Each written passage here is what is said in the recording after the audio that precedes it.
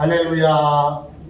이제 다 편안하게 저를 보세요. 재림의 약속, 재림의 약속, 이런 제목으로 함께 은혜를 우리 나누도록 하겠습니다.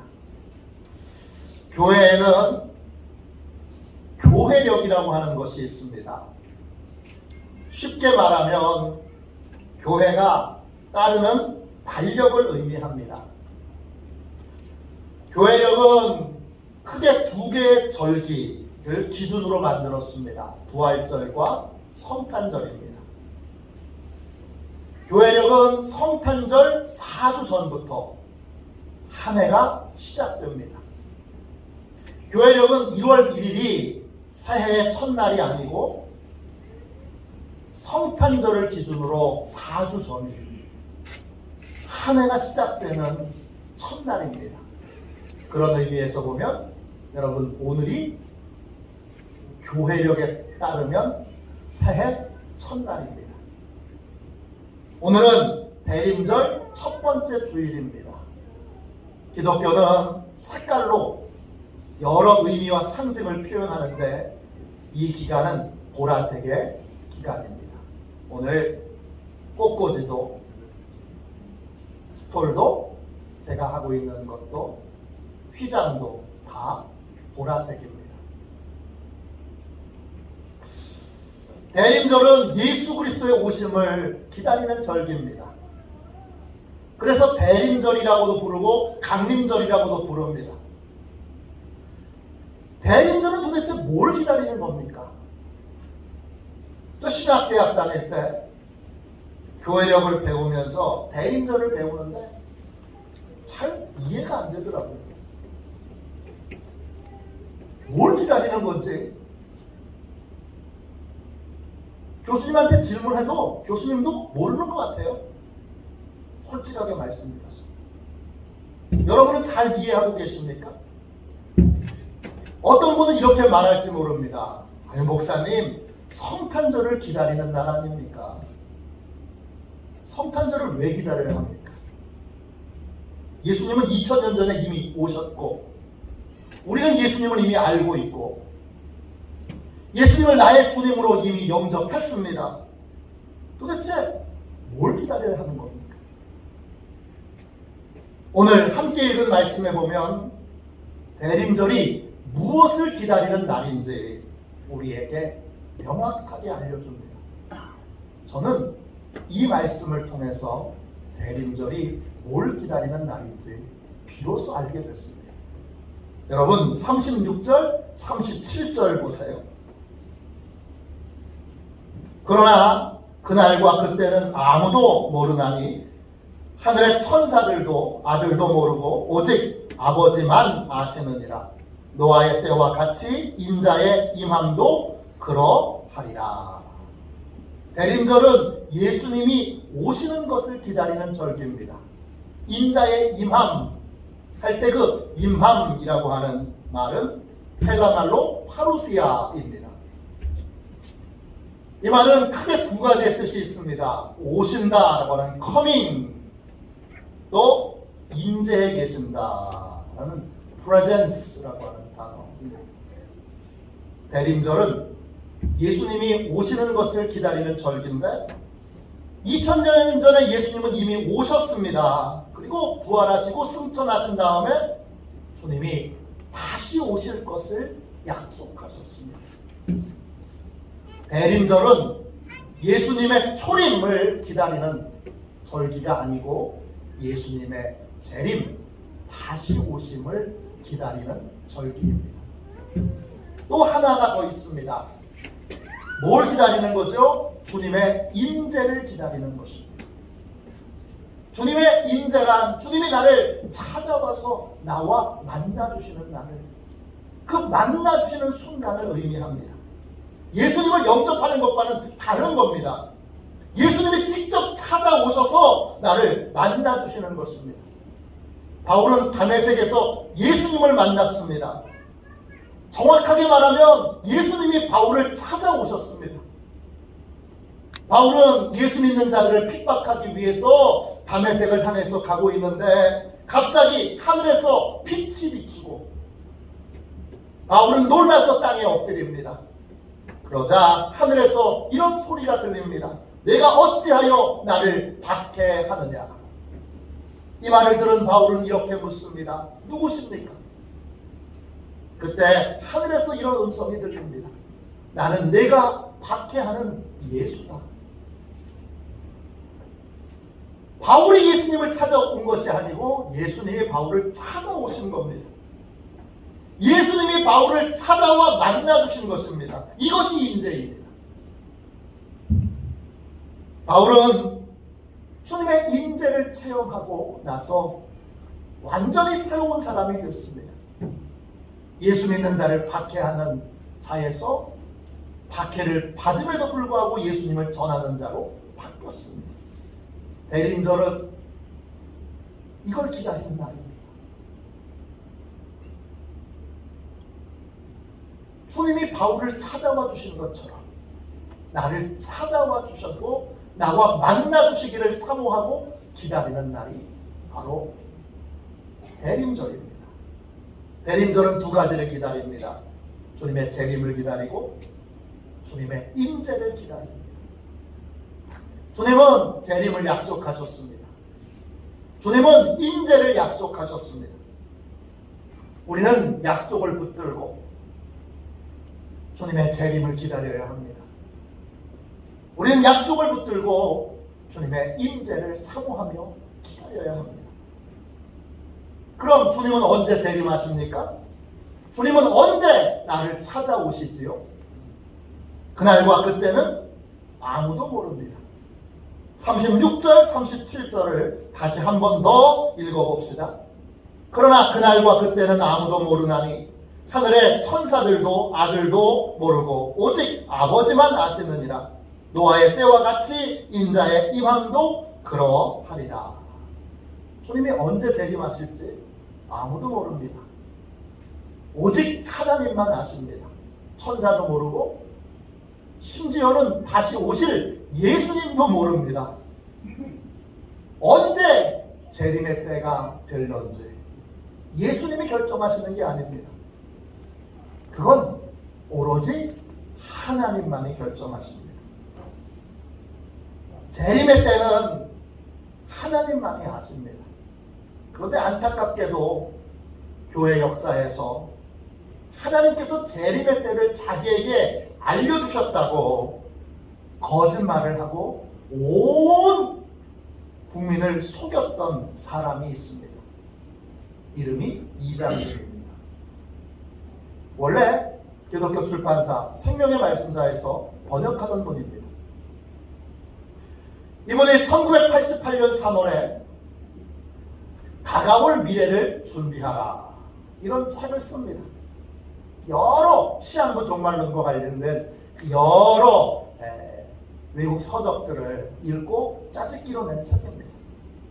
이 책이 유명해지자 재림과 종말에 대한 전문가를 자처하게 되면서 사람들이 묻습니다. 재림은 언제 올까요? 그때 이장님이 사단의 꾀임에 넘어갑니다. 그리고 자신에게 예수님이 재림하시는 날과 시간을 계시해 주셨다고 떠들어대기 시작합니다. 그날은 1992년 10월 28일 24시였습니다. 그는 그렇게 떠들고 다니면서 책 제목을 줄여서 다미 선교회라는 것을 세웁니다. 그런데 이 이장님이라고 하는 이 사기꾼은 하나님도 성경도 종말도 조금도 믿지 않습니다. 이 사람은 시한부 종말론을 이용해서 사람들을 속여서 돈을 챙기는 사기꾼에 불과합니다. 왜냐? 그는 당시 월 최저임금이 20만 원이었던 때에 사람들을 속여서 34억을 횡령합니다. 그 돈으로 뭘 했느냐? 아파트 샀습니다. 여러 채 아파트를 샀습니다. 종말이 온다고 떠들고 다니는데 뒤로는 계속 아파트를 사고 있었습니다. 재림의 시간이라고 예고했던 그날 그는 교도소에 수감된 상태였는데 교도관들은 그 시간에 혹시 자해를 하지 않을까 그렇게 걱정하여 그를 지켜보고 있었는데 그는 편안하게 저녁을 먹고 밤 11시에 12시에 주님이 재림하시는데 1시간 전에 편안하게 잠에 들었습니다. 여러 번의 재판을 거쳐서 1년 징역을 받고 출소한 다음에는 이름을 바꿨습니다. 사람답게 살자. 자기가 사람답게 살지 못했던 걸 아는 건지 이름을 이답게로 바꿨습니다. 그리고 지금도 사기를 치고 다니고 있습니다. 이 끔찍한 사기 사건의 가장 중요한 부분은 이 사기꾼이 문제가 있는 것이 아니라 이 사기꾼에 속아 넘어간 사람들에게 가진 중요한 문제점이 있습니다. 그건 뭐냐?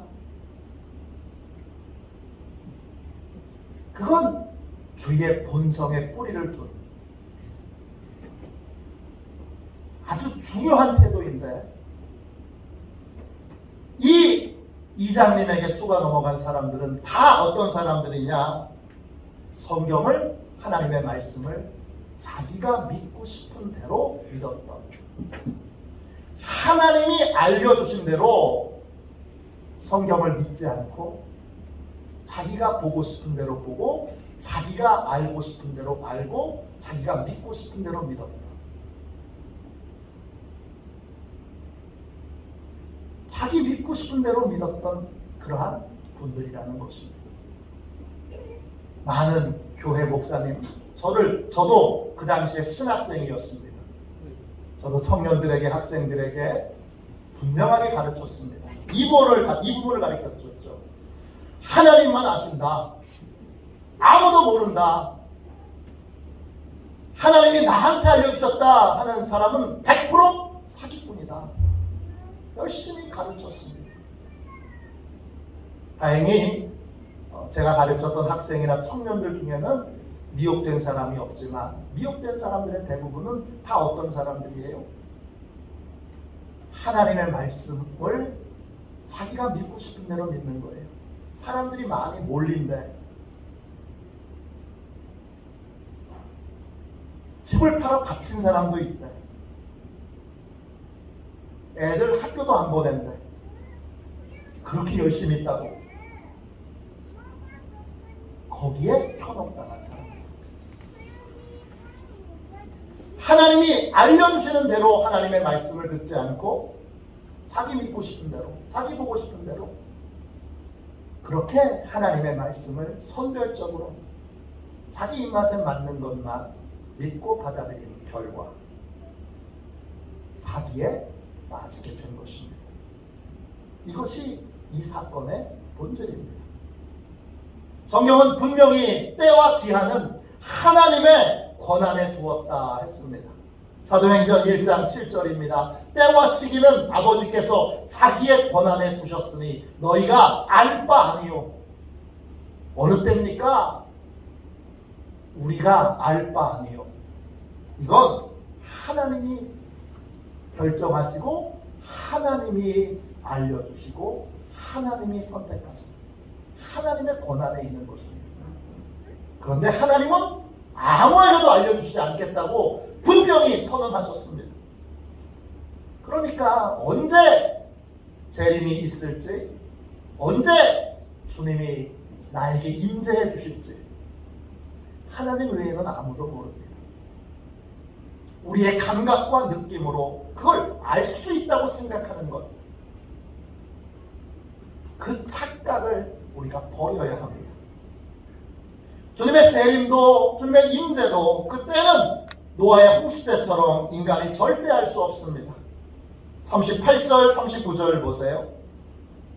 홍수 전에 노아가 방주에 들어가던 날까지 사람들이 먹고 마시고 장가들고 시집가고 있으면서 홍수가 나서 그들을 다 멸하기까지 깨닫지 못하였으니 인자의 임함도 이와 같으리라. 노아 홍수 때의 사람들은 아무도 홍수가 올 것을 깨닫지 못했습니다. 노아가 오랜 세월 동안 방주를 지어도, 방주가 다 완성되어서 노아의 가족들이 방주에 탔어도 이걸 깨닫지 못합니다. 깨닫지 못한다. 이 말은 헬라어로 기노스코입니다. 개인적인 경험을 통해서, 체험을 통해서 알게 된다는 뜻입니다. 재림의 때, 인재의 때는 인간의 감각을 통해서 알 수 없습니다. 우린 이 사실을 겸손하게 받아들이고 예배가 드리기 싫은 날도 꼭 예배드리러 나와야 합니다. 기도하기 죽도록 싫은 날도 꼭 기도하러 나와야 합니다. 저는 한 가지 주님이 깨우쳐 주신 것이 있습니다. 제가 감각적으로, 느낌으로 하기 싫은 일이 있으면 그 일은 반드시 합니다. 왜냐? 거기에 좋은 일이 있기 때문에 사단이 방해하는 것을 여러 번의 실수로 이제는 깨달았기 때문입니다.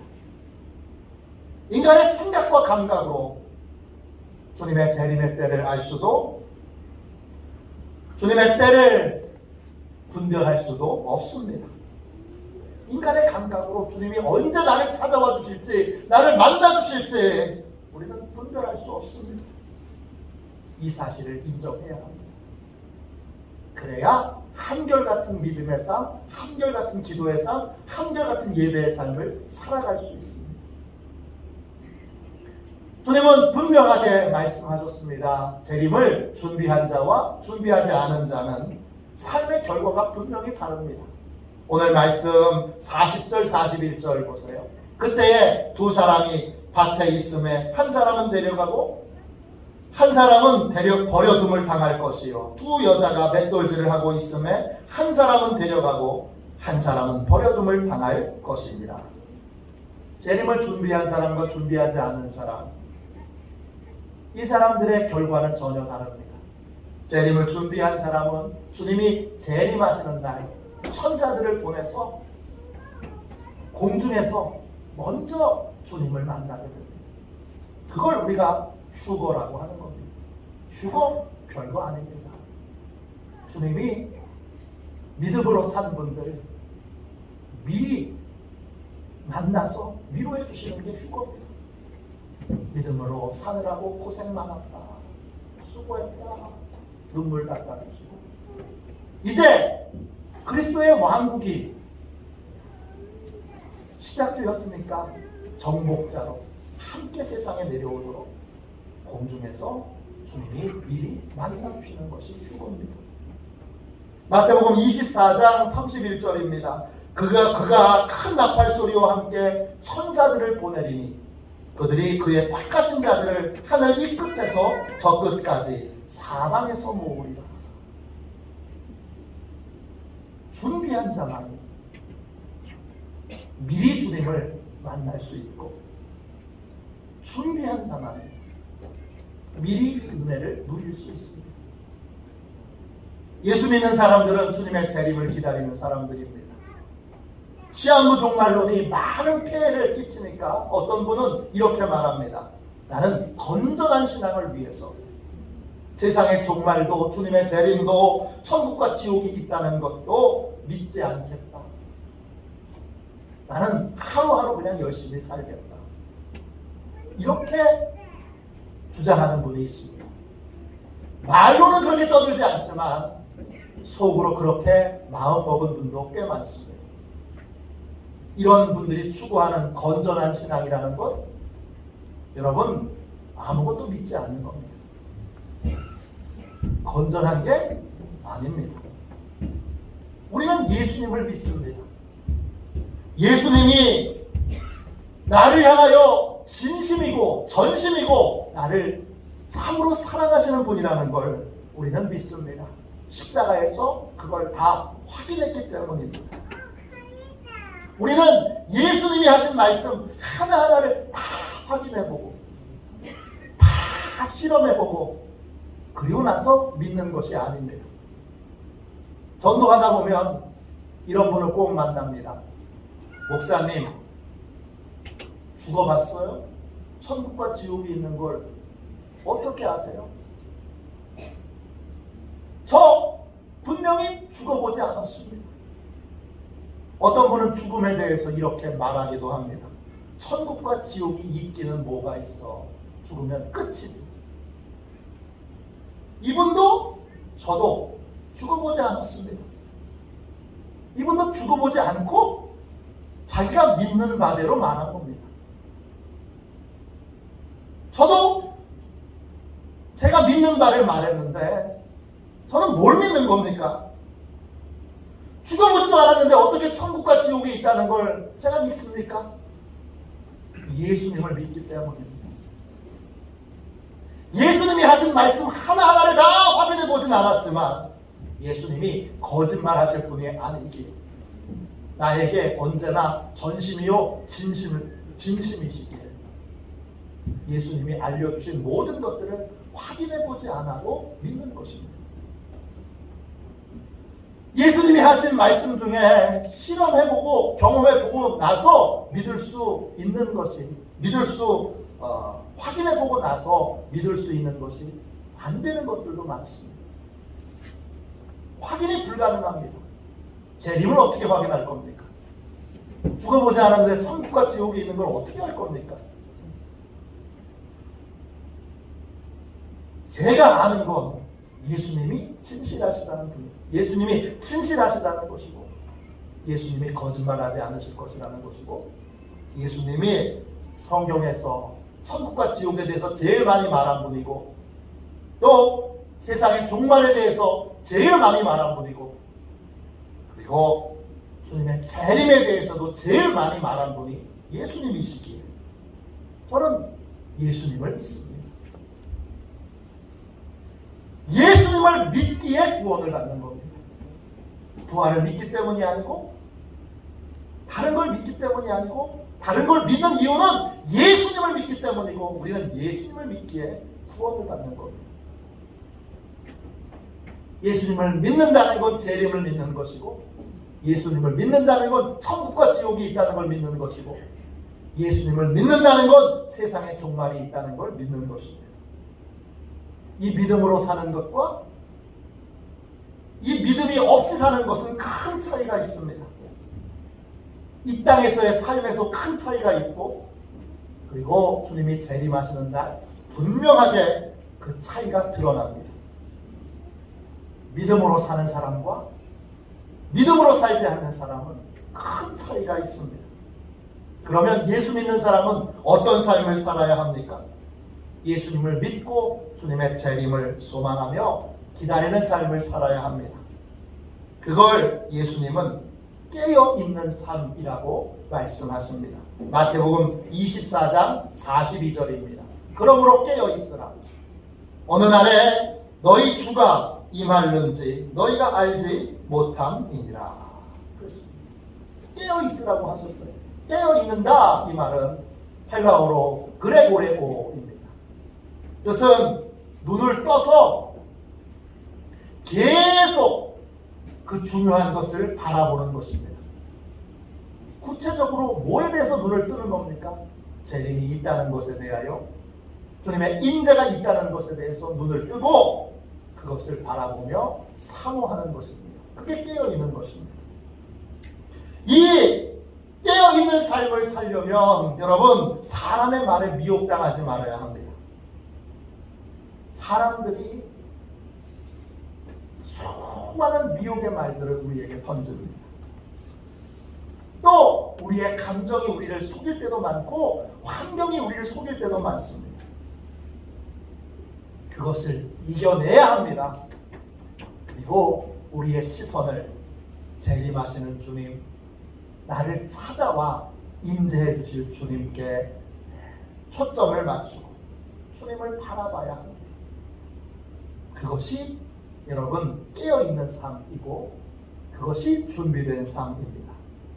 마태복음 24장 43절 44절 보세요. 너희도 아는 바니 만일 집주인이 도둑이 어느 시각에 올 줄을 알았더라면 깨어 있어 그 집을 뚫지 못하게 하였으리라. 이러므로 너희도 준비하고 있으라. 생각하지 않은 때에 인자가 오리라. 우리는 재림을 준비하고 있어야 합니다. 임재를 준비하고 있어야 합니다. 준비한다는 말은 헬라 말로 헤토이모스입니다.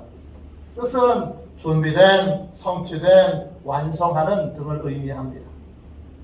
준비되어 있는 사람은 사람의 말이나 감정이나 상황에 흔들리지 않고 믿음으로 해야 될 일들을 매일매일 성실하게 하고 있습니다. 코로나래 요즘 전도가 되겠어? 요즘 기도 응답 받았다는 사람 난 본 적이 없나요? 별별 얘기를 다 들어도 사람의 말이나 감정이나 상황에 흔들리지 않고 예배 드려야 될 시간에는 예배 드리고 기도할 시간에는 기도하고 전도할 시간에는 전도하고 봉사할 시간에는 봉사하고 순종해야 될 건 순종하는 겁니다. 그게 준비되어 있는 겁니다. 상황에 따라 이렇게 쏠리고 감정에 따라서 이렇게 흔들리고 사람의 말에 따라서 해야 될 걸 포기해버리는 건 준비된 게 아닙니다. 준비된 건 항상 해야 될 걸 하는 겁니다. 사도행전 14장에 보면 바나바와 바울이 이고니온이라는 곳에 가서 복음을 전합니다. 바울과 바나바가 설교하자 많은 헬라 사람들이 예수님을 영접하고 구원을 받습니다. 그런데 복음을 받아들이지 않은 유대인들이 이방인들을 선동해서 바울과 바나바에게 악감정을 갖게 합니다. 바울이 복음을 전하기 어려운 상황에 놓이게 된 것입니다. 바울이 복음을 전하면 사람들이 죽일 듯이 달려듭니다. 바울과 바나바에 대한 온갖 거짓과 유언비어가 난무합니다. 그런 상황에서 바울은 어떻게 했죠? 사도행전 14장 3절입니다. 두 사도가 오래 있어 주를 힘입어 담대히 말하니 주께서 그들의 손으로 표적과 기사를 행하게 하여 주사 자기의 은혜의 말씀을 증언하시나니 그랬어요. 증언하시니 그랬어요. 바울과 바나바가 힘든 상황이에요. 미움을 받고 있어요. 모함을 받고 있어요. 너무 감정적으로 어려워요. 그런 상황에도 어떻게 했습니까? 오래 머물러 있습니다. 오래 머물러 있다.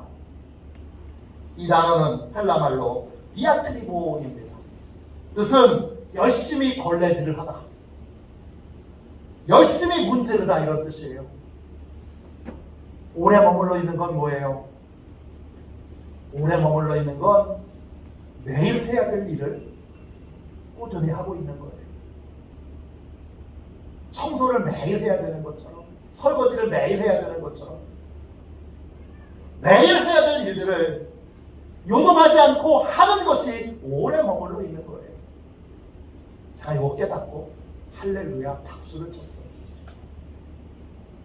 위급한 상황에도 요동하지 않고 예배 시간에는 예배 드리고 기도 시간에는 기도하고 또 전도하는 시간에는 전도하고 봉사하는 시간에는 봉사하고 순종해야 될 것은 순종하는 거예요. 준비가 되어 있다는 건 흔들리지 않고 마땅히 해야 될 걸 매일매일 해나가고 있는 거예요. 오늘은 코로나가 다시 유행한다고 그러니까 오늘은 집에서 그냥 예배 드릴까? 그게 아니라 예배의 자리에 시간 됐으니까 나오는 겁니다. 하루 5번씩 기도하기로 했으면 그걸 성실하게 기도 시간 됐네. 그리고는 요동하지 않고 흔들리지 않고 기도하는 겁니다. 매일매일 흔들림이 없이 믿음으로 해야 될 일들을 해나가는 것입니다. 노성벽과 같이 흔들림 없이 굳건하게 매일매일 해야 될 믿음의 일들을 해나가고 믿음의 자리를 지켜나가는 것이 준비가 되어 있는 겁니다. 뭘 특별한 걸 준비하실 거예요? 오늘부터 대림절이 시작됩니다. 대림절은 주님의 재림과 주님의 임재를 사모하며 기다리는 절기입니다. 다시 오신다는 주님의 약속을 믿고 반드시 우리를 찾아와 만나주시겠다는 주님의 약속을 믿고 사모하며 기다리는 것입니다. 사람의 말에 흔들리지 말아야 합니다. 감정에 흔들리지 말아야 합니다. 환경에 흔들리지 말아야 합니다. 기복 없이 매일매일 예배의 자리를 지키고 기도의 자리를 지키고 전도와 봉사의 자리를 지켜야 합니다. 어떤 것에도 흔들림 없이 노선벽처럼 든든하게 지켜나갈 때, 그때 그것이 주님의 재림을 기다리는 사람의 모습이고 주님의 임재를 기다리는 사람의 모습입니다. 주님은 반드시 다시 오십니다. 어떻게 아십니까? 주님이 그렇게 말씀하셨습니다. 주님은 반드시 우리에게 임재하십니다. 어떻게 하십니까? 주님이 그렇게 약속하셨습니다. 주님의 재림과 주님의 임재의 약속을 믿고 사모하며 예배의 자리, 기도의 자리, 전도의 자리, 봉사의 자리, 순종의 자리를 굳건하게 지키는 저와 여러분이 되시기를 주님의 이름으로 축원합니다. 이 시간 우리 함께 찬송 부르고 통성으로 함께 기도하겠습니다. 우리 찬송가 176장 1절만 함께 우리 찬양하고 흔들림 없는 노선벽과 같은 믿음으로 매일매일 믿음의 자리를 지키는 준비된 믿음의 사람, 사모하는 믿음의 삶을 살게 해달라고 우리 함께 통성으로 기도하겠습니다. 176장 우리 1절만 찬양하겠습니다.